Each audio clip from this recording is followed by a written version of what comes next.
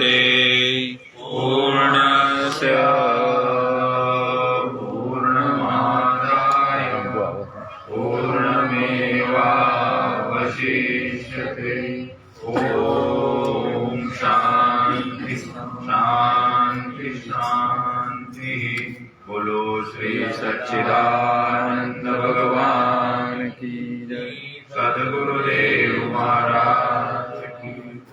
गुरुर्ब्रह्मा गुरुर्विष्णु गुरुर्देवो महेश्वर गुरुर्साक्षात् परं ब्रह्मा तस्मै श्री गुरवे नमः।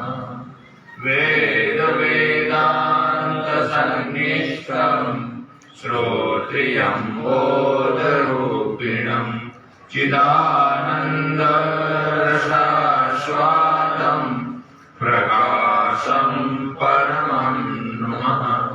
ईश्वरो गुरुरात्मेति मूर्तिभेदा विभागिनी व्योमव्याप्तदेहाय दक्षिणामूर्तये नमः। बोलो श्री सच्चिदानंद भगवान की। श्री सद्गुरुदेव महाराज की।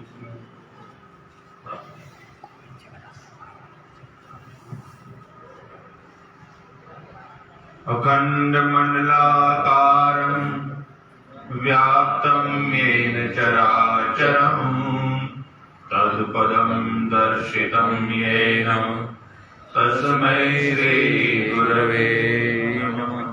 जपाकुसुमसङ्काशं काश्यपेयं महाद्युतिं तमोरिं सर्वपापघ्नं प्रणतोऽस्मि दिवाकरम्। परम वंदनीय सद्गुरु स्वामी जी महाराज, उपस्थित सत्संग प्रेमी भाइयों और बहनों,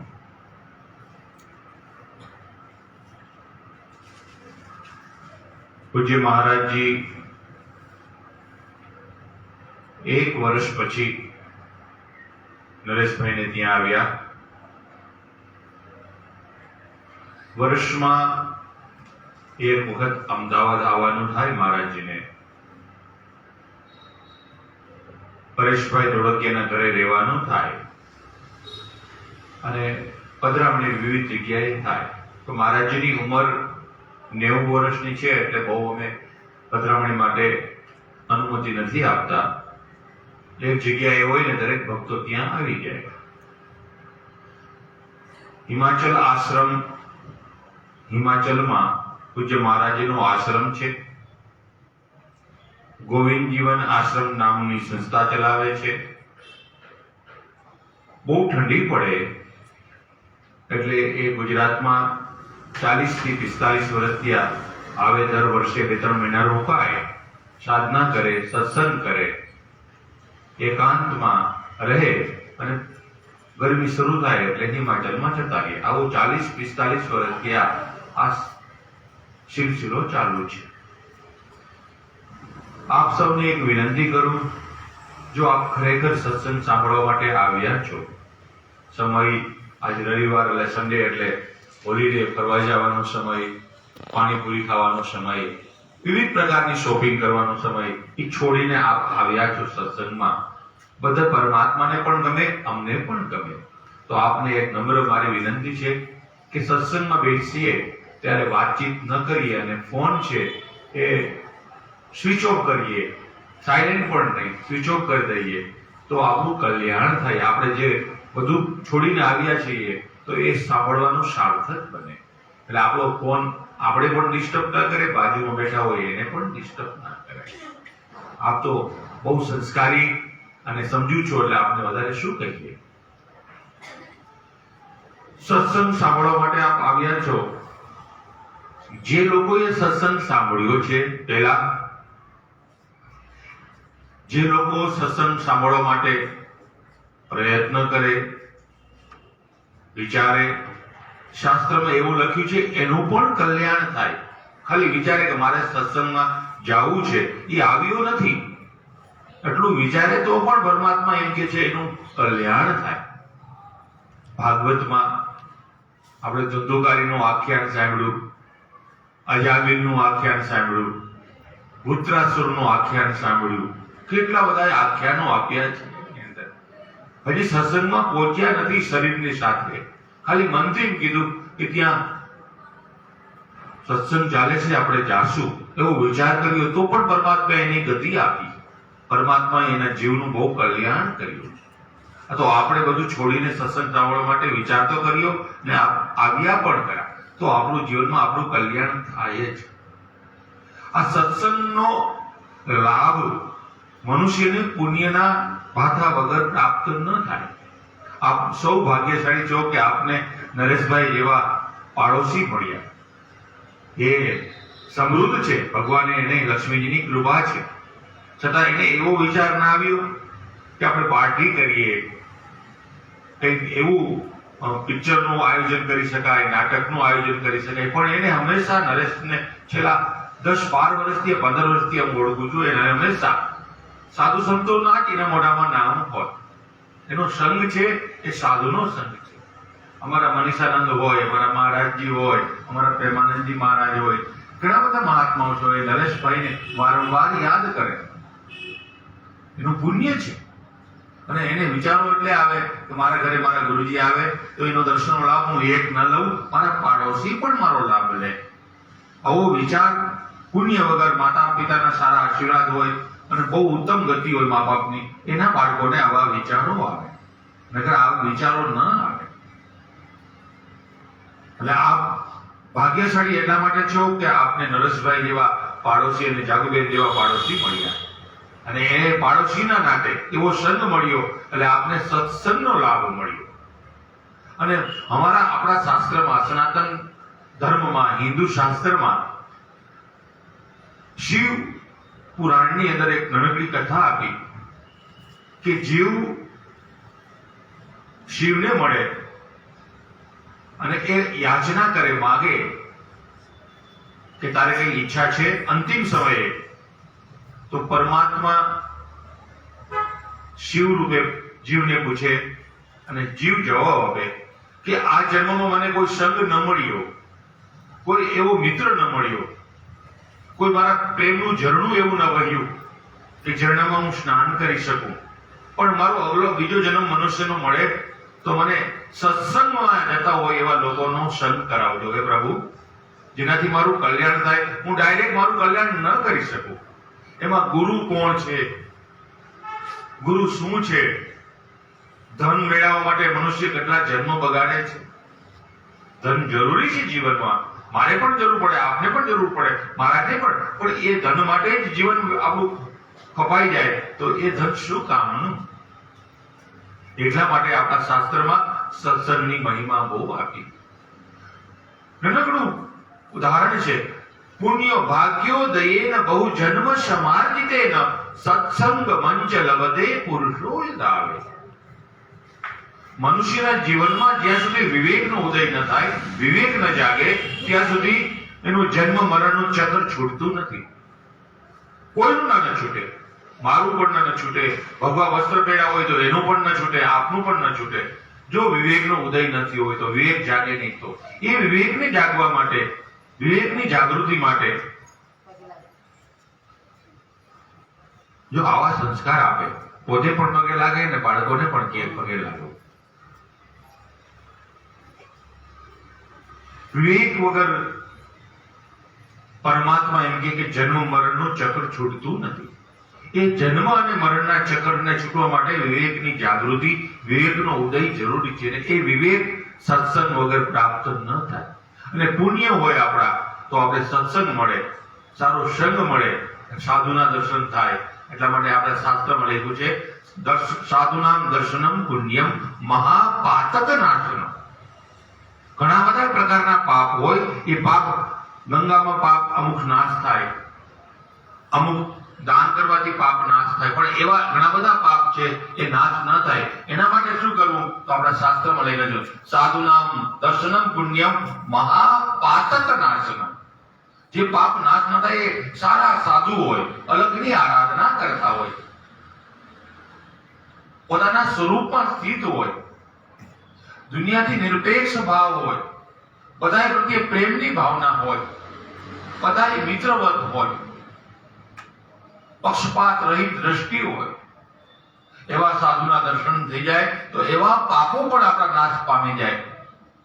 તો આ સત્સંગમાં આ બધા આવ્યા છો. સત્સંગ કોને કહેવાય? આ હું બોલું છું એ ખાલી વાચિક છે. સાચો સંગ તો સત ન હોય. સત એ આપણું પોતાનું અસ્તિત્વ છે.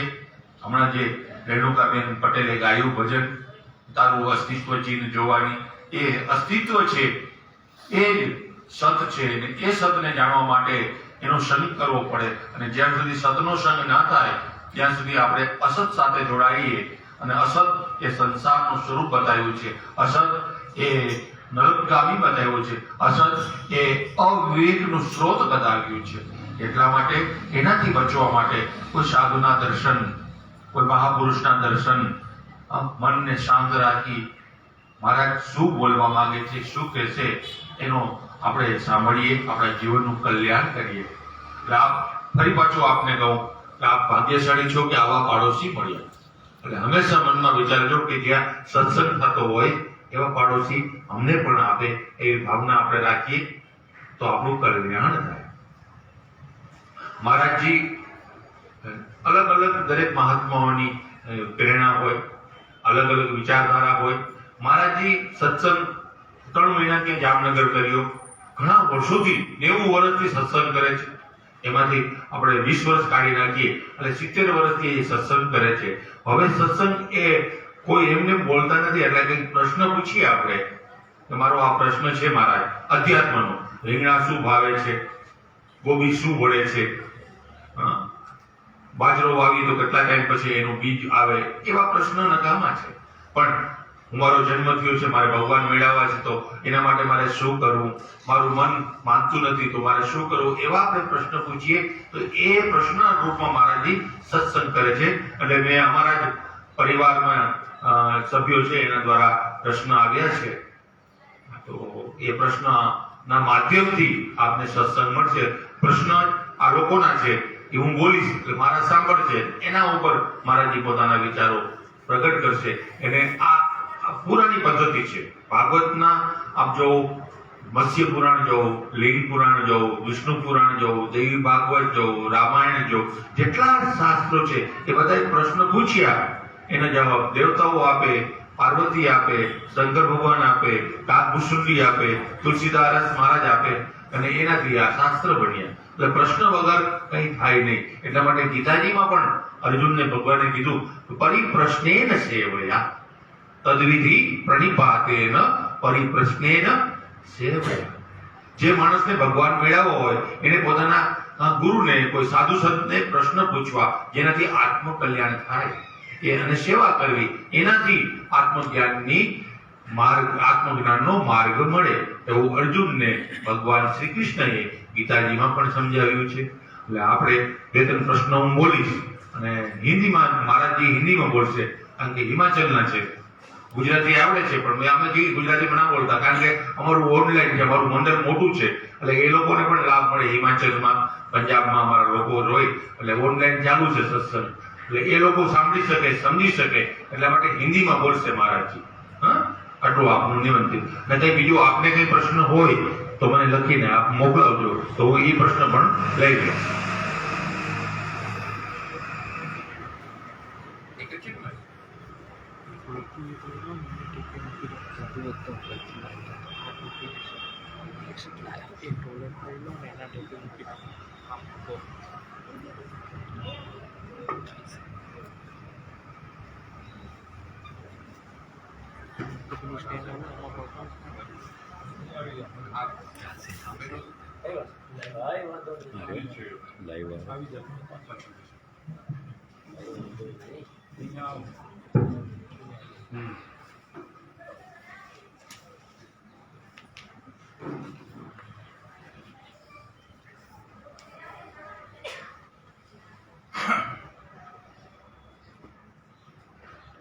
પૂજ્ય મહારાજજી ગુજરાતીમાં પહેલો પ્રશ્ન, પછી હિન્દીમાં છે, પછી ગુજરાતી, પાછો હિન્દી.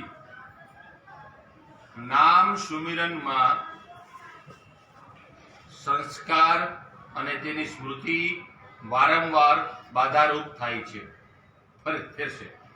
નામ સુમિરનમાં સંસ્કાર અને તેની સ્મૃતિ વારંવાર બાધારૂપ થાય છે, તો તેને કેવી રીતે નિર્મૂળ કરી શકાય જેથી નિષ્ઠા ગાઢ બને અને જૂની સ્મૃતિ પાતળી ક્યારેય ન થાય?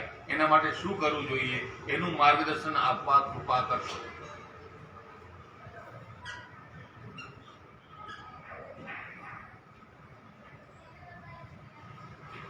स्मृति का सारा खेल है. योग शास्त्र में श्रद्धा के बाद दूसरे नंबर में स्मृति को महत्व दिया जाता है. और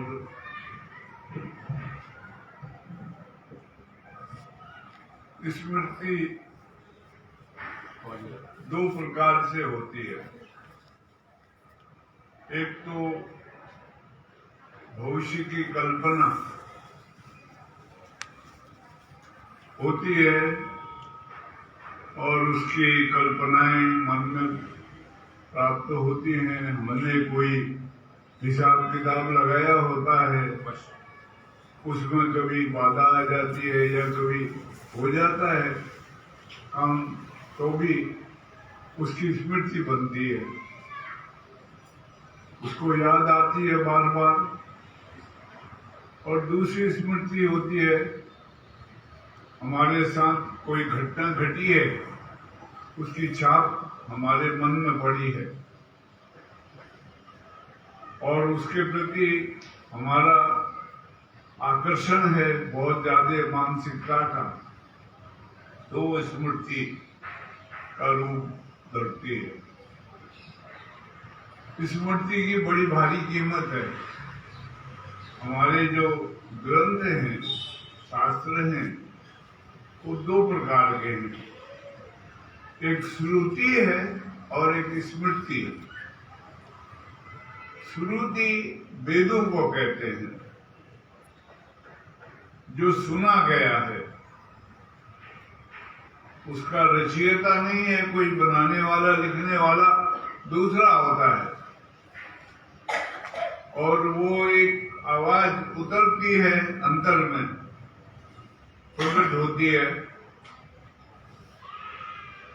जब हमारा अहम शून्य हो जाता है, मैंपना समाप्त होता है, अंतकरण विशुद्ध हो जाता है, कोई कल्पना नहीं रहती है, किसी प्रकार का कोई आकर्षण विकर्षण संसार का समाप्त हो जाता है, और उसके अंतर से, जिसको अध्यात्म कहते हैं, उसके साथ परमात्मा का मेल होता है, युक्ति होती है. तो उसमें जो वाणी उतरती है नीचे, उसको श्रुति कहते हैं.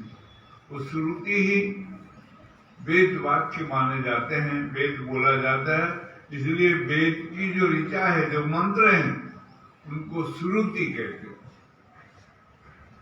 और दूसरी होती है स्मृति. स्मृति बुद्धि से लिखी जाती है. बहुत सी स्मृतियां हैं. मनुस्मृति बड़ी प्रसिद्ध है, याज्ञवल्क्य की स्मृति है, विदुर स्मृति है, बहुत से संत महात्माओं की स्मृतियां हैं. वो भी विशुद्ध बौद्धिक रूप होता है, उनका अपना अनुभव होता है, वो उन्होंने स्वयं लिखा होता है, और वो एक गूढ़ चिंतन मनन का विषय होता है. बहुत गहराई से जानकारी के बाद लिखा जाता है. मधुसूदन सरस्वती नाम के एक बड़े प्रसिद्ध संत हुए हैं. बहुत जानकार थे, बड़े भारी विद्वान थे। तो उन्होंने एक ग्रंथ लिखा था, अद्वैत शुद्धि ग्रंथ का नाम था। अद्वैत सिद्धि ग्रंथ लिखने के बाद एक बार ऐसी मान्यता है, कहानी है कि भगवान शंकर एक अवधूत संत के रूप में उनके सामने प्रकट हुए और उनको कुछ अपमानजनक शब्द बोले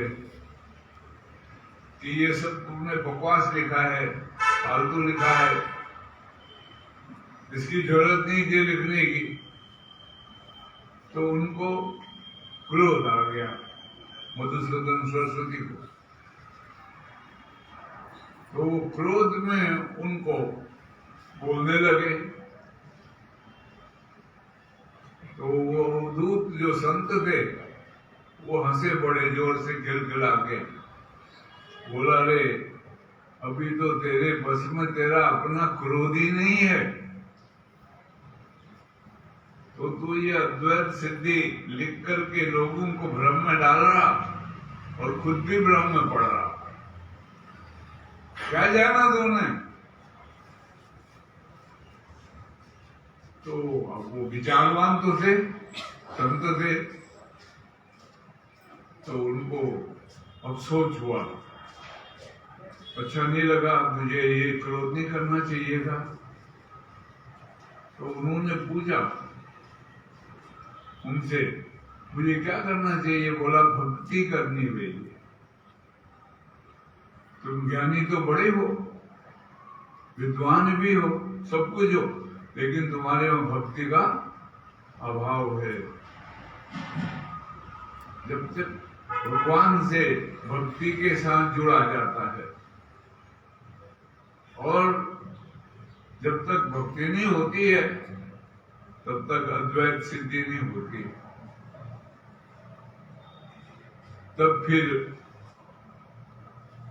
मधुसूदन सरस्वती महाराज ने भक्ति धारण करी, भक्ति के मार्ग में आरूढ़ हुए और बड़ा ही सुंदर ग्रंथ लिखा है, उसका नाम है भक्ति रसायन।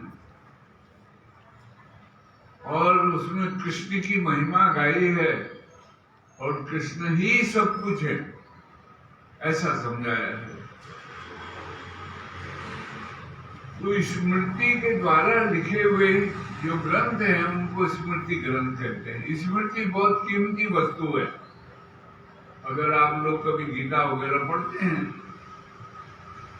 तो जब भगवान कृष्ण ने अर्जुन को गीता सुनाई, आखिर में अर्जुन कहते हैं, नष्टो मोह स्मृति लब्ध्वा तत्प्रसाद या अच्युत।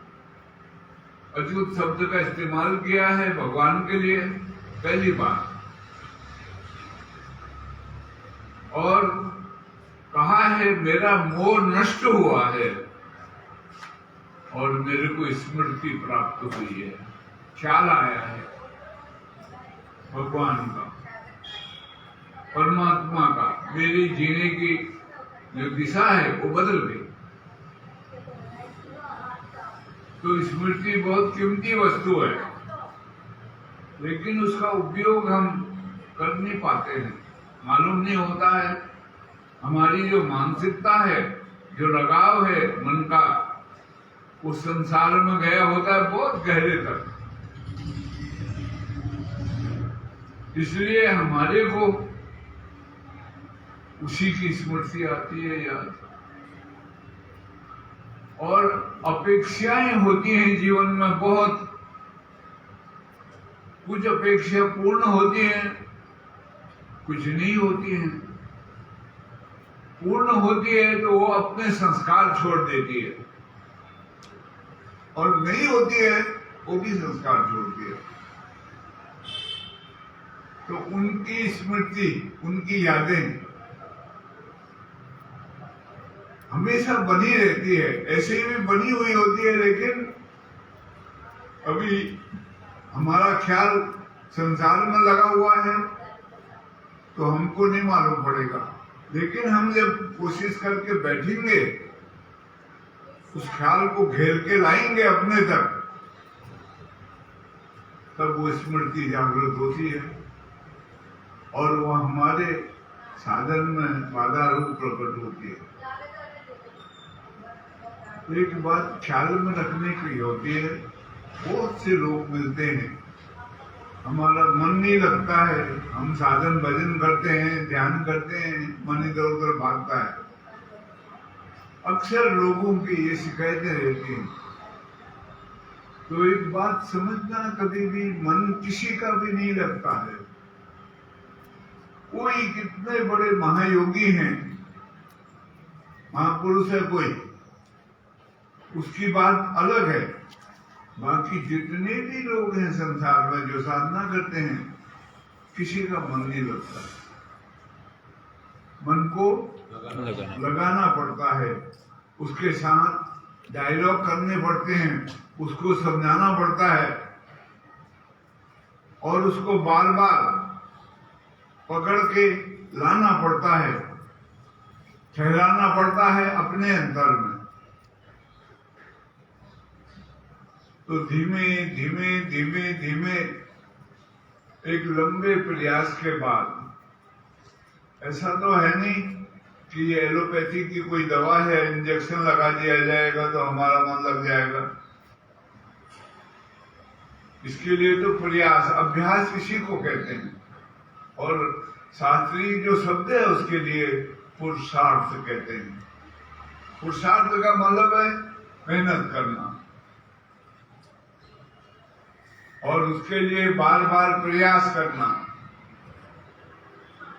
एक लंबे काल के बाद इसके लिए बहुत धैर्य की जरूरत होती है। इसलिए इस मार्ग में जो चलते हैं उनको धीर पुरुष कहते हैं, धैर्यवान, बहुत है जो। अगर हम पानी चाहिए, हमको कुआं खोदना है, तो जब शुरू करेंगे तो कंकड़, पत्थर, मिट्टी आदि सब मिलेगा, पानी नहीं मिलेगा। लेकिन अगर हम सोचें कंकड़ पत्थर मिट्टी निकल रही है, पानी नहीं, हम छोड़ दें, तो 10वीं जगह खोदे तब भी पानी नहीं मिलेगा। हमको खोदते रहना पड़ेगा और धीमे धीमे धीमे धीमे जब हम गहराई में उतरेंगे तब पानी के दर्शन होंगे, पानी प्राप्त होगा और वो कंकड़ पत्थर, वो मिट्टी आदि वो कुएं की सेफ्टी के काम आएगा।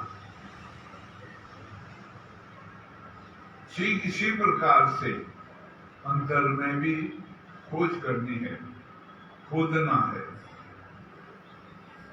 संतों ने कहा है, तुलसीदास जी महाराज की वाणी है बड़ी कीमती, मरमी सज्जन सुमति कुदारी, ज्ञान वैराग दो नैन उन धारी। वो कहते हैं मर्म को जानने के उत्सुक जो हैं, ऐसा होना चाहिए साधक।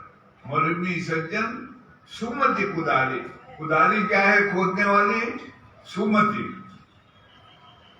सही दिशा में चलने वाली बुद्धि, उसको सुमति कहते हैं। शक्ति नहीं है वो,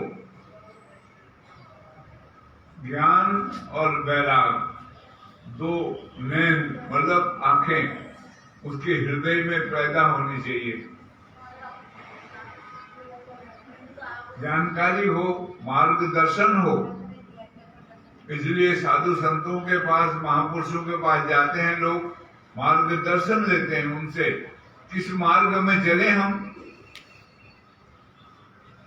क्योंकि शास्त्र कहते हैं तल्पो प्रतिष्ठा श्रुत्योर विभिन्ना नेकोर मुनियस्य मतन प्रमाणम धर्मस्य तत्वम निहतो गुहाया महाजना येन सुपंथा। शास्त्र कुछ कहते हैं, मनुष्य कुछ कहता है, ऋषि मुनियों के भी विचारधारा नहीं बनती है, आपस में मिलती है।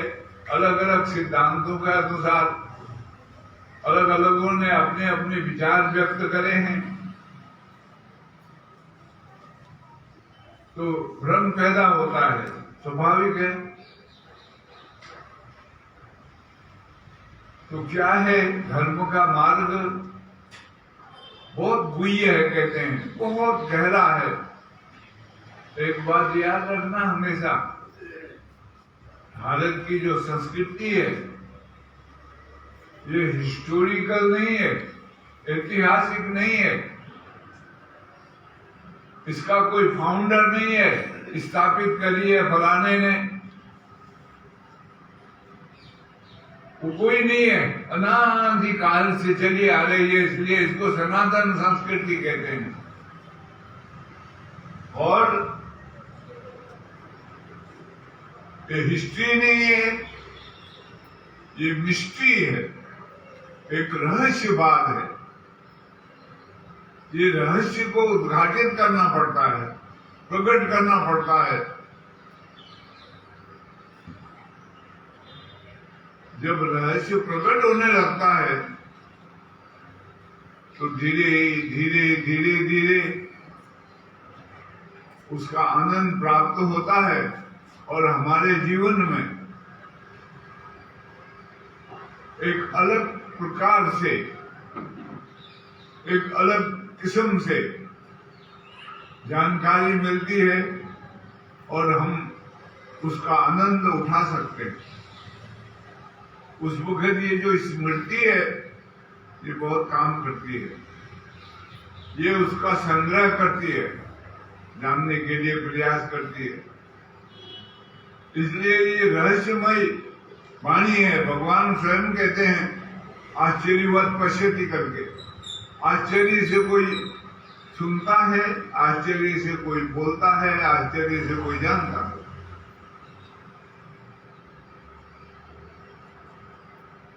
तो इसलिए स्मृति बड़ी कीमती है। योग शास्त्र में श्रद्धा के बाद दूसरा नंबर स्मृति का आता है। लेकिन अगर वो स्मृति सांसारिक है, संसार में दौड़ रही है, संसार की अपेक्षाओं को पकड़ के उनके संस्कार बना करके उनको याद कर रही है, तो वो स्मृति काम की नहीं है। कहीं से मार्गदर्शन लिया हो ठीक ढंग से और हम उस मार्ग में चल रहे हों और जो कुछ साधना करी जाती है उसकी जानकारी हमारे को प्राप्त होती है, तो स्मृति हमको आगे बढ़ाने में बड़ी मदद करेगी। दो रूप होते हैं, ताला होता है, उसमें एक चाबी लगती है।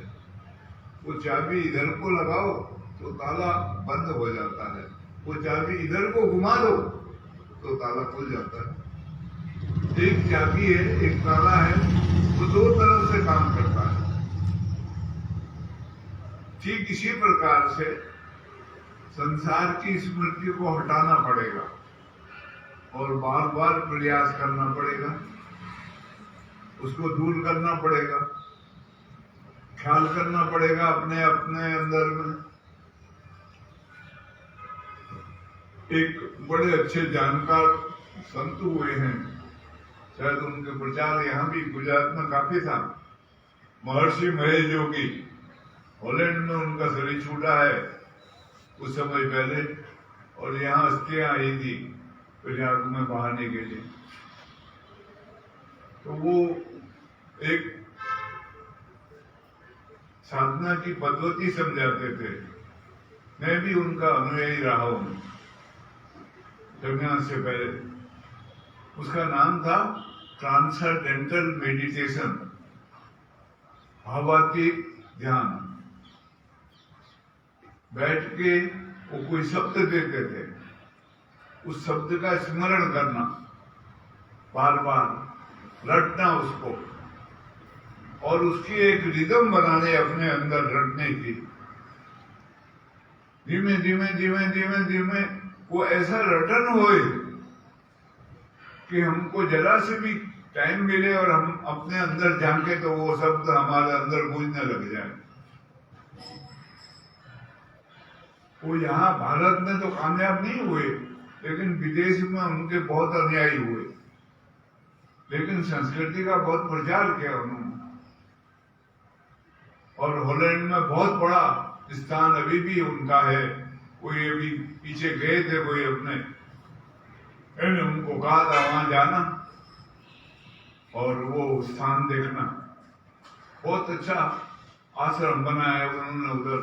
यहाँ भी कई जगह स्थान है उनके।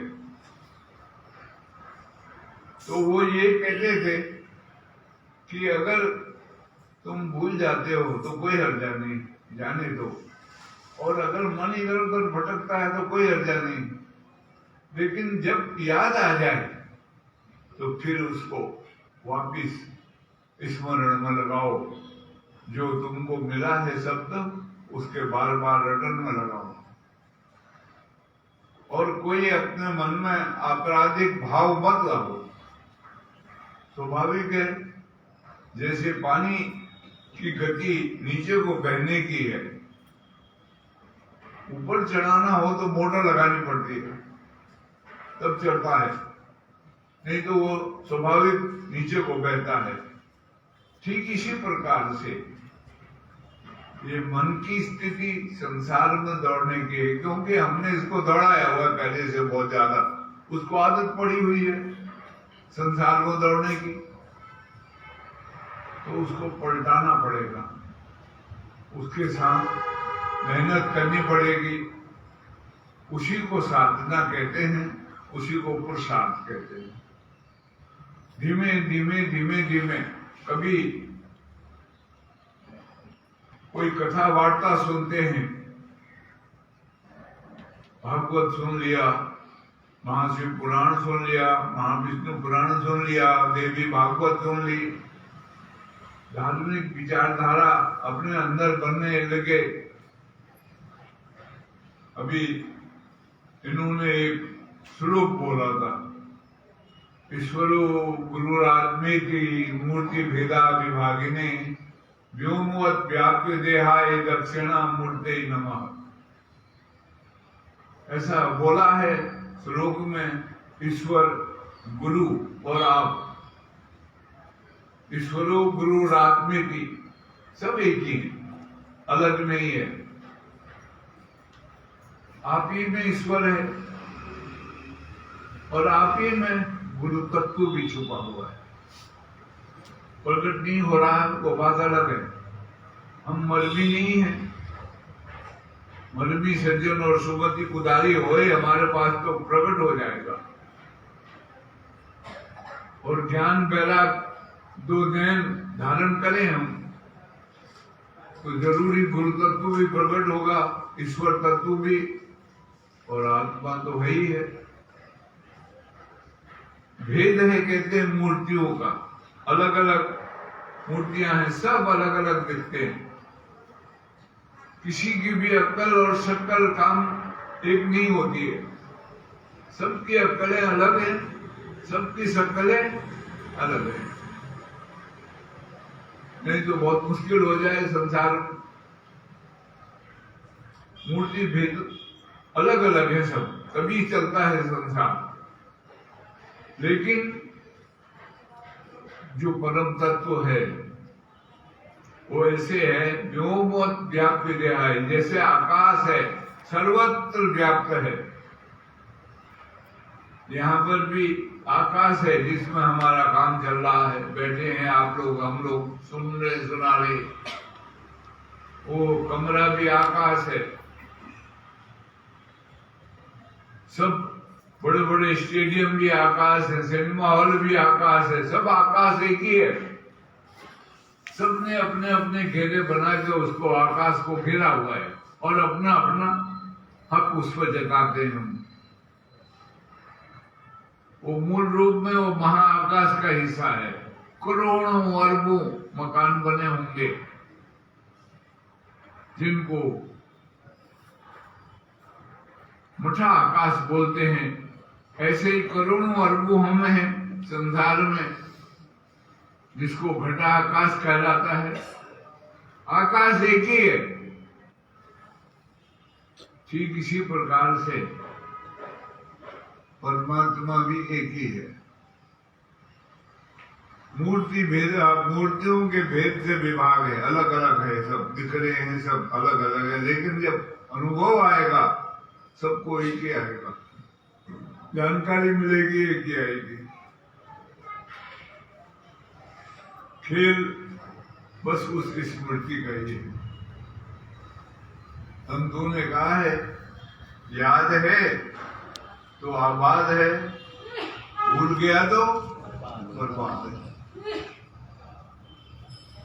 तो श्लोक है, वो कहते हैं दक्षिणा मूर्ति नमः। किसको नमस्कार करें, किसको मत्था टेकें, किसका आदर करें, किसका सत्कार करें, किसको आदर्श बनाएं जीवन का। वो जो सुलटिया मार्ग में चले हैं, दो मार्ग हैं। एक वाम मार्ग है जो संसार में ले जाता है, किसी के हाथ नहीं आएगा संसार, कभी आया भी नहीं है, क्योंकि ये हमारा है नहीं, ये जिसने बनाया है उसी का है। हम मुफ्त में इसको अपना बनाने के लिए दौड़ते हैं तो दुखी होते हैं। लेकिन जो उल्टे हाथ की तरफ चलते हैं, दक्षिणा मूर्ति होते हैं, वो सब वो आदरणीय है, वो आदर्शनीय है। उनको फॉलो करो कहते हैं, उनको देखो। इसलिए समझाते हैं कि धर्म का जो तत्व है बहुत गूढ़ है, गहरा है, जल्दी समझ नहीं आता है, पर जिस मार्ग से, जिस रास्ते से महापुरुष पार हो गए हैं, महाजना येन गतसो पंथा, वही मार्ग है, वही मार्ग है। उसी मार्ग से हम भी पार हो सकते हैं। उसको जानना है और उसके ऊपर चलना है। ऐसे बहुत से उदाहरण हैं। इसलिए स्मृति जो शब्द है ये बहुत कीमती है और ये बहुत काम की वस्तु है। स्मृति है तो हम हैं, जिसमें स्मृति नहीं है वो पागल होता है। जब स्मृति होती है तभी हम संसार में जी सकते हैं, पर वो स्मृति को सीधे रास्ते पर लगाना है, डालना है। वो स्मृति का ये दूसरा नाम स्मरण है। वो स्मरण का ही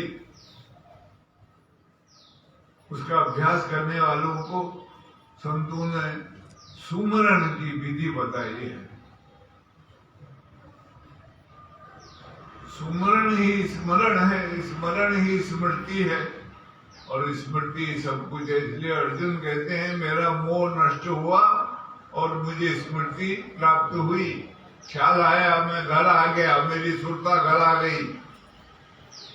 अब कहते हैं आपके वचनों का मैं पालन करूंगा जो आप कह रहे हैं।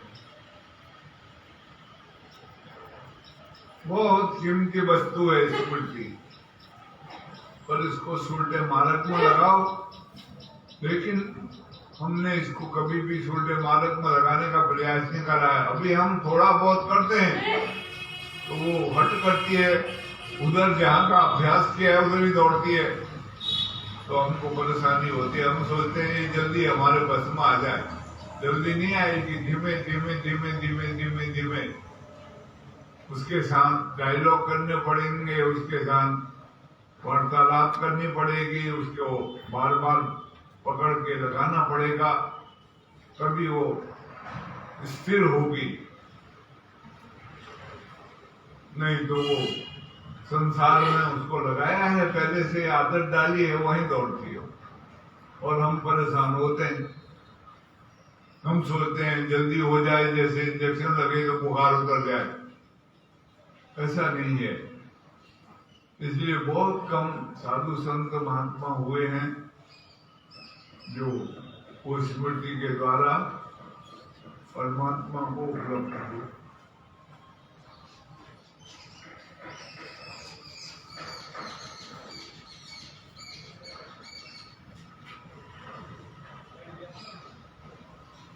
जय स्वामीनारायण। પૂજ્ય મહારાજજી, ગુરુની પ્રાપ્તિ કઈ રીતે થાય મને સમજાતું નથી, માટે મહેરબાની કરીને સમજાવવા કૃપા કરો। कहाँ कहाँ खोजा आपने, अब मेरे को तो मालूम नहीं। मैं छोटा था, घर में मेरी माताजी के गुरु आते थे। वो इलाहाबाद के पंडित थे। साल में एक बार आते थे, वो हमारे यहाँ ठहरते थे रात को। 2 जने होते थे, एक गुरुजी एक उनका शिष्य होता। गंगा जल भर के लाते थे, छोटी सी कांच की मटकिया जैसी होती थी उसमें, और वो गंगा जल हमको देते थे। वो तो कोई भी घर का कार्य होता है, शुभ कार्य, तो उसमें हम वो थोड़े 4 बूंद गंगा जल डालते थे, उसको पवित्र मानते थे। तो माता जी उनको पैर छूती थी, और वो अपने हाथ से बना के खाते थे। तो वो चूल्हा वगैरह लिप देती थी, सब भांडे बर्तन मांज पूछ के दे देती थी, और सूखा अनाज देती थी। वो अपना बना के खाते थे और हमको भी खिलाते थे। तो माता जी उनको गुरुजी कहती थी, तो हम भी उनको गुरुजी कहते थे। हाथ जोड़ते थे, पैर छूते थे, और वो हमको कहानियां सुनाते थे, बहुत सी ऐसी पौराणिक कहानियां जैसे। वो एक रात रहते थे हमारे यहाँ, फिर वो उनके और भी अनुयायी होते थे, उनके यहाँ चले जाते थे। तो गुरुजी कहने की आदत ऐसे हमको पड़ी थी। बाद में बड़े हुए, थोड़े 10-12 साल के, तो घर में पुरोहित आते थे पूजा पाठ करने के लिए। कर्मकांड का घर था, तो उनको भी गुरुजी करके बुलाते थे। वो भी गुरुजी होते थे। बड़े हुए, थोड़े पढ़ने लगे स्कूल वगैरह जाकर के, तो महात्मा लोग कभी कभी आते थे, उनको भी हम गुरुजी कहते, हाथ जोड़ते थे। और वो हनुमान चालीसा वगैरह पढ़ना उन्होंने सिखाया, और रामायण वगैरह घर में होती थी, पढ़ते थे। तो गुरु शब्द धीमे धीमे धीमे हमारे को समझ में आने लगा कि कोई से हम अच्छी शिक्षा लेते हैं तो उसको गुरुजी कहते हैं, गुरु बोलते हैं। संसार में बहुत गुरु होते हैं।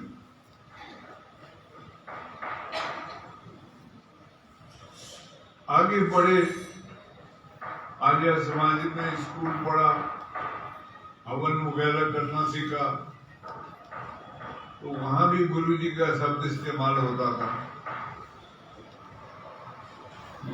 तो वहां भी इस शब्द के द्वारा कोई हमसे श्रेष्ठ है, जानकार है, वो उसका लक्ष्य बनता था। बड़े हुए, जब नौकरी पेशे में लगे, संसार में मन नहीं लगने लगा, ख्याल होने लगा, कुछ ऐसे ग्रंथ आदि पढ़े, तो मन में भाव उठा। तो एक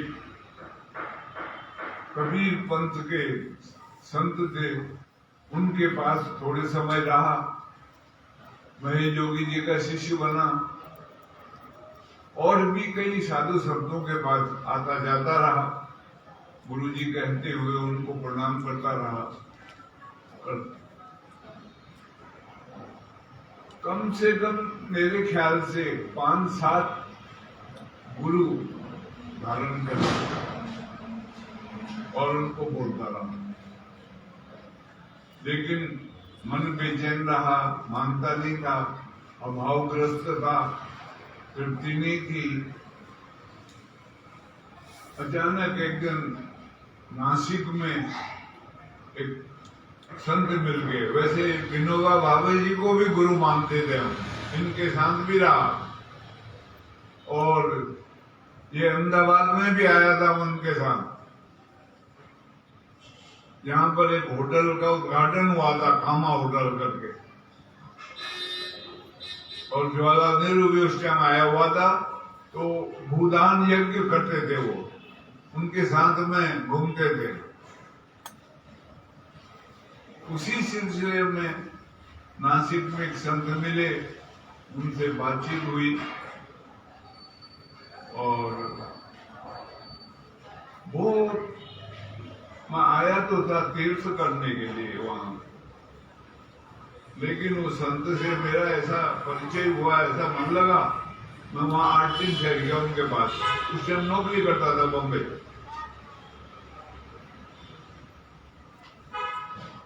और फिर उनके बाद हरिद्वार चला गया उनके साथ, और वहां जाकर के सन्यास की दीक्षा लेकर के सन्यासी हो गया। और उन्होंने जो मार्गदर्शन बताया, तो वो शास्त्रों के अनुसार और अपने जानकारी के अनुसार और उनके महाराज जी के अनुसार एक मिला। तीनों का निचोड़ एक जगह आया, तो मन में थोड़ी सी प्रसन्नता हुई, खुशी मिली, अच्छा लगा। धीरे धीरे इस मार्ग में चलने लग पड़ा। शारीरिक दृष्टि से गुरु जी अब मेरे साथ नहीं है, लेकिन बोध रूप से, ज्ञान रूप से वो हमेशा मेरा मार्गदर्शन करते हैं। उनकी जो वाणियां हैं वो हृदय में धारण करी और अपने जीवन को उनके कहे अनुसार ढालने का प्रयास किया। उनकी आज्ञा का अभी तक पालन करने का प्रयास करते हैं। कितना होता है वो मालूम नहीं। इस मार्ग में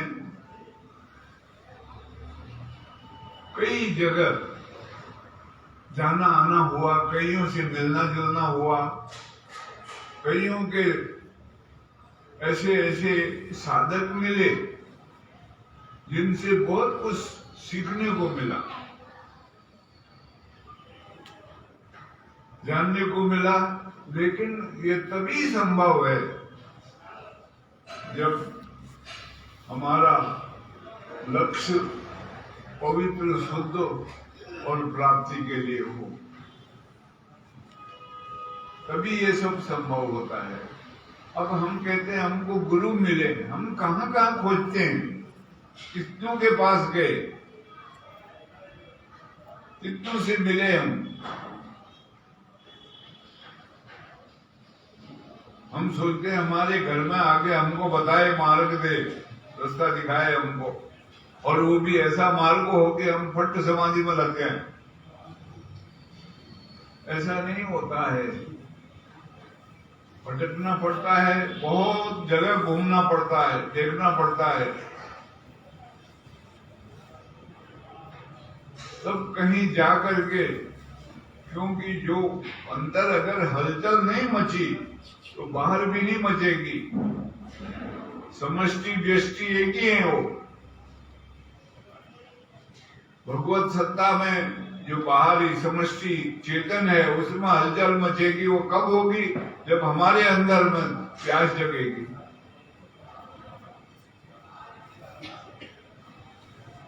अगर आप रामचरितमानस पढ़ोगे, तुलसीदास जी महाराज कहते हैं, श्री गुरु नख मन गण ज्योति, सिमरति दीप्ति दृष्टि ये होती। दलन मोह तम सोसु प्रकाशु, बड़े भाग उर आवहि जासु। उघड़े ही विमल विलोचन ही के, मिटे ही दोष दुख भवर जिनी के। सूझे ही राम चरित मणि माणिक, गुप्त प्रगट जहां जो यही खानी। कहते हैं श्री गुरु महाराज के चरणों का ये जो नाखून है उसका मैं ध्यान करता हूं। श्री गुरु चरण नख गण मण ज्योति, सिमरण करता हूं उसका। उन्होंने बताया है जो मेरे को उस मार्ग में चलता हूं मैं, दिव्य दृष्टि ये होती, उससे मेरे हृदय में दिव्य दृष्टि प्रकट हुई, जिसने सारे मोह अंधकार को दूर किया। दलन मोह तम सो जो प्रकाश, वो मोह रूपी अंधकार में प्रकाश रूप से प्रकट हुई हो। कहते हैं बड़े भाग्यवान है जिनके अंदर ऐसा प्रकट होता है। बड़े भाग उर आवहि जासु। क्या होगा?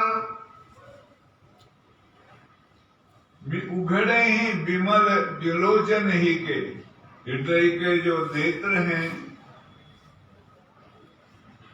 अंधकार में प्रकाश देख सकते हैं, वो उघड़ जाते हैं, खुल जाते हैं, अभी बंद पड़े हैं। मिटे ही दोष दुख भव रजनी के, ये जो संसार का अंधकार है इसके सारे दोष दूर हो जाते हैं। फिर सूझे ही रामचरित मणि माणिक, गुप्त प्रगट जहां जो यही खानी। राम के चरित सूझते हैं। कभी ख्याल किया आपने? भगवान राम को जन्मे हुए 17.5 लाख बरस हो गए ऐसे मानते हैं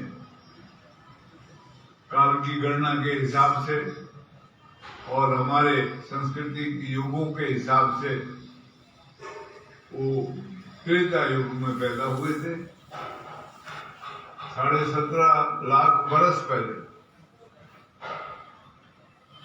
और तुलसीदास जी को प्रकट हुए कोई 500 सवा 500 साल हुए। एक भजन तुलसीदास जी का है, बहुत प्रसिद्ध है, गाते हैं लोग। ठुमक चलत रामचंद्र, बाजत पैजनिया रे, बहुत गाते हैं। वो तुलसीदास जी ने गाया था वो, और उनकी कवितावली में वो भजन है। उनके 12 ग्रंथ हैं लिखे हुए। रामचरितमानस सबसे बड़ा है, विनय पत्रिका उसके बाद दूसरे नंबर में आती है। दुआवली, कवितावली, हनुमान चालीसा वगैरह सब उन्हीं के लिए रचना है। तो वो कहते हैं राम चल रहे हैं, उनकी पैजेब बज रही है। कैसे मिला होगा? साधना की एक विशेष पद्धति है गुप्त, बहुत पता नहीं लगता है उसका। उसको कहते हैं नाद ब्रह्म की साधना। शास्त्र कहते हैं शब्द ब्रह्मणे निष्णातः परम ब्रह्मादि गच्छति। शब्द ब्रह्म में निष्णात जो होते हैं उनकी गति जो है पर ब्रह्म में होती है। पर कई रूपों में प्रसिद्ध है वो। नाथपंथी वाले उसको भैरू कहते हैं और वैष्णव साधु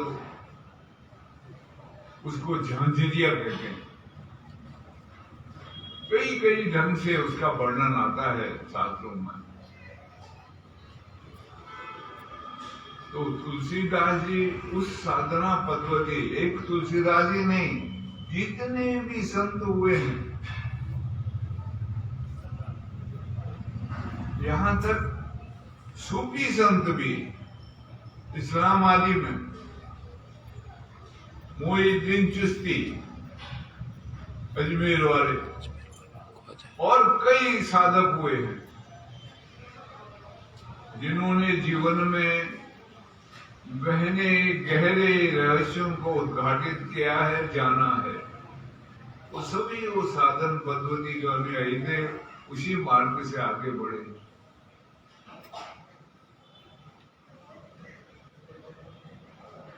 तो हम भी अगर उस मार्ग का अनुकरण करें, बहुत धैर्य धीरज चाहिए, तब ये सारी जानकारियां हमको प्राप्त होंगी, कहीं बाहर से नहीं, हमसे ही प्रकट होगी।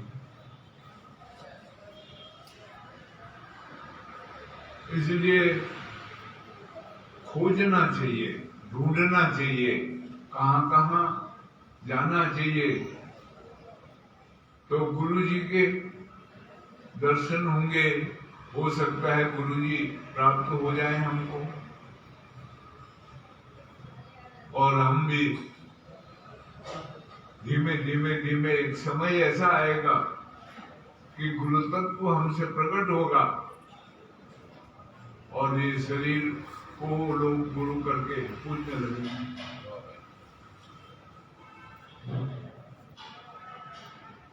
पर खोजना जरूरी है।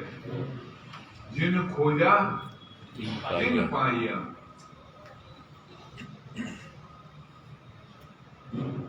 गहरे पानी बैठ गहराई में जाना पड़ेगा, तब उथले में नहीं मिलता कुछ भी। उथले में तो सीपियां मिलती हैं, मोती ढूंढने वाले बहुत गहरे जाते हैं नीचे, तब उसका प्राप्ति होती है। कहा है, शास्त्रीय वचन है, नास्ति नादात परे मंत्र, नास्ति नादात परो मंत्र, न देवो स्वात्मनः पर, नानु संदेह परा पूजा, नहीं तृप्तिम परम फलम। नाद से अलावा कोई मंत्र नहीं है, बता रहे हैं। नास्ति नादात परो मंत्र, कोई मंत्र नहीं है। जितने मंत्र हैं वेद में, शास्त्रों में, स्मृति पुराणों में, जितने मंत्र हैं, अगर ये इसका अभ्यास हम करें बहुत मेहनत करके, अनुष्ठान करके, तो ये मंत्र जागृत होते हैं, जगते हैं। ये सोए हुए हैं सब मंत्र, बहुत मेहनत करनी पड़ेगी इनको जागरूक करने के लिए। तो जागरूक होंगे जब मंत्र, तो नाद में परिणित हो जाएंगे। यावत मंत्रों की समष्टि सारी संसार के जब जागृत होती है, नाद में परिवर्तित हो जाएगी, बदल जाएगी, नाद हो जाएगा। इसलिए कहा है, नास्ति नादात परो मंत्र, नाद से परे कोई मंत्र नहीं है। और न देवो, आत्मा से परे कोई देव नहीं है। जो कुछ भी है भगवान स्वयं कहते हैं, हम आत्मा बुढ़ा के सर्वभूता स्थित, मैं क्या हूं? आत्म रूप से सब भूत प्राणियों में स्थित हूं।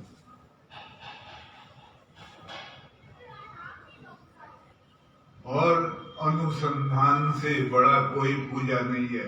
नानुसंदेह परा पूजा, अनुसंधान ही एकमात्र है पूजा है। अगर हम पूजते हैं भगवान को, तो खोज करो, अनुसंधान करो। बगैर खोजे कुछ नहीं मिलता है, और जो मिलेगा सब फालतू होगा वो। और अनुसंधान करने वाले को ही तृप्ति। हमारा एक मंत्र है बड़ा भारी कीमती, अभी बोला था, पूर्णमदः पूर्णमिदं पूर्णात् पूर्णमुदच्यते पूर्णस्य पूर्णमादाय पूर्णमेवावशिष्यते। कहते हैं वो पूर्ण है और तुम भी पूर्ण हो, क्योंकि पूर्ण से पूर्ण की उत्पत्ति होती है और पूर्ण का पूर्णत्व लेकर पूर्ण का पूर्ण ही शेष रहता है। तो वो पूर्णता का ये संस्कृति है हमारी, इसलिए यहाँ बड़ी कीमती कीमती रीति रिवाज है। किसी दलित के बेटे को राम बना देते हैं तो रामलीला हो जाती है, किसी दलित के बेटे को कृष्ण बना देते हैं, कृष्ण लीला हो जाती है। कहीं नहीं है दुनिया में ऐसी संस्कृति, यही एकमात्र संस्कृति है। वो कहते हैं सब घट मेरा साइया सूनी से जना कोई, बलिहारी वा घट की जागट प्रकट हुई। और वो सब घटों में विराजमान है, प्रकट करना है उसको। बस प्रकट करने की जो कीमिया है, जो तरीका है, वही गुरु जी बताते हैं। प्रकट हमको करना पड़ेगा, रास्ता गुरु जी बताएंगे, लेकिन गुरु जी को खोजना पड़ेगा। घर बैठे नहीं मिलेंगे कभी। कोई भी चीज घर बैठे नहीं मिलती है। एक रुपया भी आना हो तो उसके लिए भी जाना पड़ता है, कोई मेहनत करनी पड़ती है। तो इसलिए हमने कितनी मेहनत करी है, कहाँ कहाँ खोजा है, ये सब अपने आप से पूछो और तब प्रयास करो। तो ये यहाँ पर वो गांव रखा है इन्होंने, बहुत पुराना संबंध में। यहाँ का दाना पानी है मेरे नसीब में, अहमदाबाद का। सबसे पहले मैं 57 में यहाँ आया था। बॉम्बे में बहुत बड़ा हल्ला मचा था हमसे बॉम्बई का, तो वहां से भागे थे तो यहाँ आए थे अहमदाबाद में। बड़ौदा आया था, फिर यहाँ पे आया। उसके बाद 61 में यहाँ एक टूर्नामेंट लगा था हॉकी का बड़ा,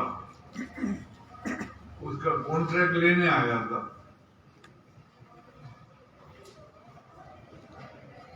फिर संन्यास लेने के बाद कई बार आना जाना हुआ यहाँ, कईयों से जान पहचान हुई, कईयों के घर में भोजन करा,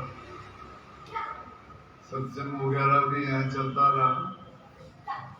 कुछ संस्कार ऐसे अहमदाबाद से बने, आना जाना होता है। आया तो था, द्वारकाधीश के दर्शन करने की यात्रा में निकला था, लेकिन वो उसी साल यहाँ अहमदाबाद में एक, यहाँ इनके पिताजी थे गुणन भाई वकील, उनके बड़े भाई यहाँ वकील थे बड़े, तो वो मेरे को लेकर आए थे, उनके घर में ठहरा। फिर आता जाता रहा। फिर यहाँ एलिस ब्रिज में एक संन्यास आश्रम, बहुत बड़े बड़े अच्छे विद्वान हुए वहां से। जोगली जी महाराज तो वही पढ़े थे, कृष्ण शंकर शास्त्री भी वही पढ़े थे, और भी बहुत से विद्वान हुए वहां से। उस टाइम कृष्णानंद जी महाराज थे वहां, महामंडलेश्वर। वहां भी एक दो बार ठहरा हूं, और ऐसे आना जाना लगा रहा। यहाँ का दाना पानी होता। वो धीमे धीमे शरीर पुराना होते होते 90 साल पूरे कर दिए। अब कितने दिन रहेगा पता नहीं, लेकिन अहमदाबाद से अभी भी कोई संबंध है। यहाँ का पानी पीने आना पड़ता है।